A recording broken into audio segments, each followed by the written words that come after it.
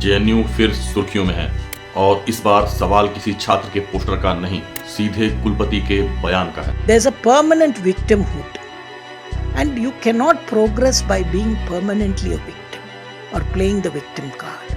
This was done for blacks. The same thing was brought for Dalits here. By making somebody the devil, it's not easy to, progress. स्थायी पीड़ित भाव से समाज आगे नहीं बढ़ सकता। विक्टिम कार्ड एक ड्रग है और स्थायी हाई देता है। सुनने में ये लाइनें आकर्षक लग सकती हैं, लेकिन सवाल ये है किसे कहा जा रहा है विक्टिम और किसके अनुभव को कहा जा रहा है नशा।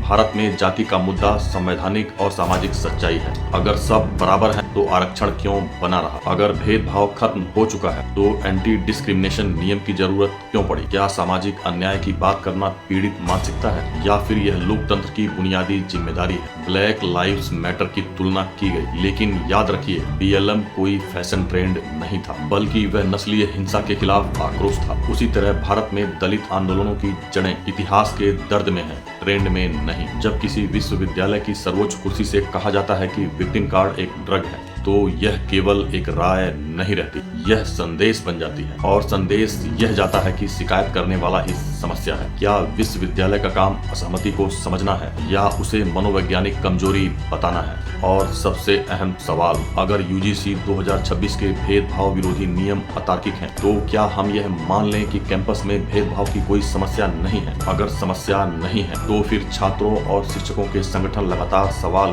क्यों उठा रहे हैं? लोकतंत्र में आलोचना ड्रग नहीं होती, वह आईना होती है और आईना अक्सर असहज करता है। यह बहस किसी व्यक्ति के खिलाफ नहीं, एक सोच के खिलाफ है। वह सोच जो कहती है इतिहास को याद मत दिलाओ वरना समाज बढ़ जाएगा। लेकिन सच यह है कि इतिहास को दबाने से समाज नहीं जुड़ता, बल्कि विश्वास टूटता है। सामाजिक न्याय कोई विक्टिम कार्ड नहीं, संवैधानिक अधिकार है। और अधिकार की मांग को अगर नशा कहा जाएगा तो बहस और तेज होगी, खामोश नहीं। क्योंकि कोई भी यूनिवर्सिटी सत्ता का विस्तार नहीं, संविधान का विस्तार होनी चाहिए। मैं ब्रजेश, अगर मेरे सवाल सही लगे तो पेज को फॉलो करना ना भूलें। धन्यवाद।